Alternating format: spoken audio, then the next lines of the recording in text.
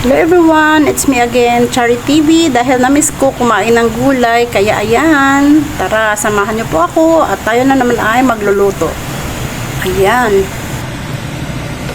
Ayan guys, nasutay na po natin yung ating garlic at saka yung ating onion hanggang sa maging aromatic na po siya. And then, sinunod ko na pong isutay dito yung ating chicken. Ayan, nahuli ko na po siyang na-video dahil hindi ko pala na-turn on yung aking camera. Kaya ayan guys, medyo pasensya na po kayo. Ayan na po yung kanyang itsura. Nagiging aromatic na po yung ating chicken. Next naman is isunod na po natin yung ating kalabasa. Ayan.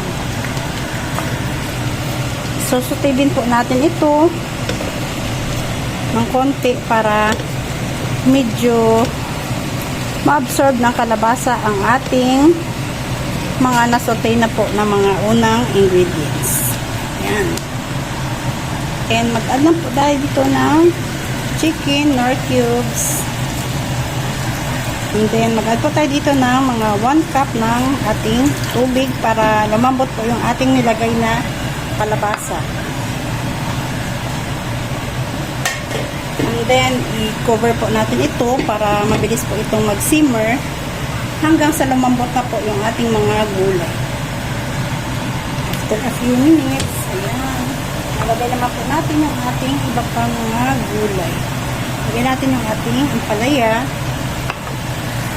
at yung ating okra. Ayan.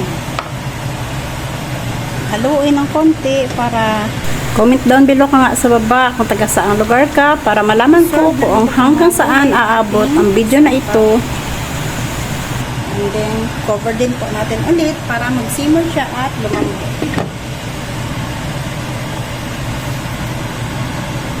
Ayan, after a few minutes, tignan po natin. Medyo malambot na po yung ating gulay. I-add naman po natin yung ating kinat na mga talong.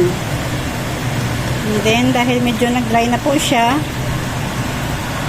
mag-add lamang po tayo dito ulit ng another 1 cup ng water para lumambot pa yung ating mga huling nilagay na mga gulay. At ayan, cover po natin ulit and let it simmer for another few minutes. Ayan na siya guys. Then mag-add lang po tayo dito ng kunting sugar para sa pagkabalance po ng ating lasa. Ayan, haluin natin para mag-combine po ang lahat.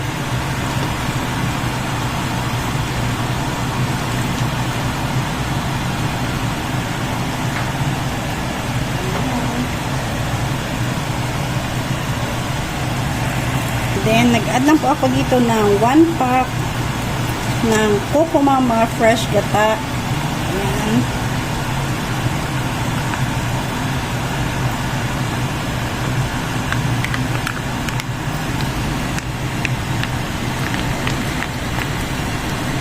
Parang pinakbit lang din po siya guys, pero chicken po yung ating nilagay na sahog sa kanya. Ayan. And then mix muna natin and let it simmer for another 5 minutes. Cover po natin siya and simmer po natin ng another 5 minutes. Ayan guys, after ng 5 minutes pagsisimmer, ayan, luto na po yung ating mga gulay at yung ating chicken. Ayan, ipahan na lang po natin siya kung tama na po ba sa ating preference yung kanyang lasa.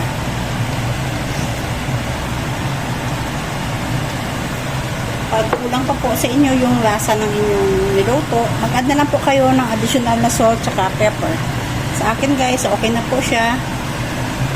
Dahil gusto po nila ng medyo maanghang, ayan, nag-add po tayo dito ng sili.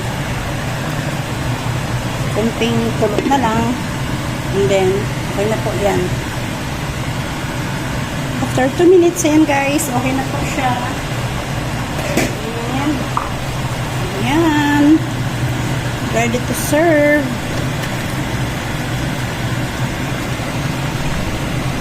Our salted chicken with gata is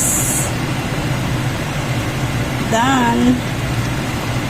Ito na po yung ating salted chicken with assorted vegetables. Ayan guys. Comment down below ka nga sa baba kung taga saang lugar ka para ma-shoutout po kita sa sunod na aking video.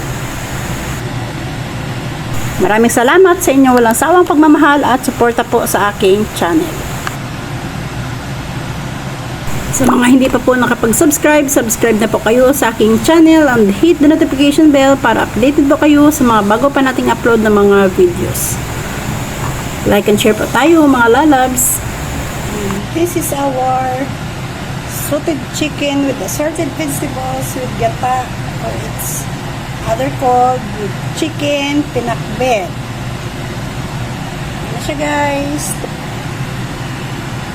Ayan na siya guys, oh.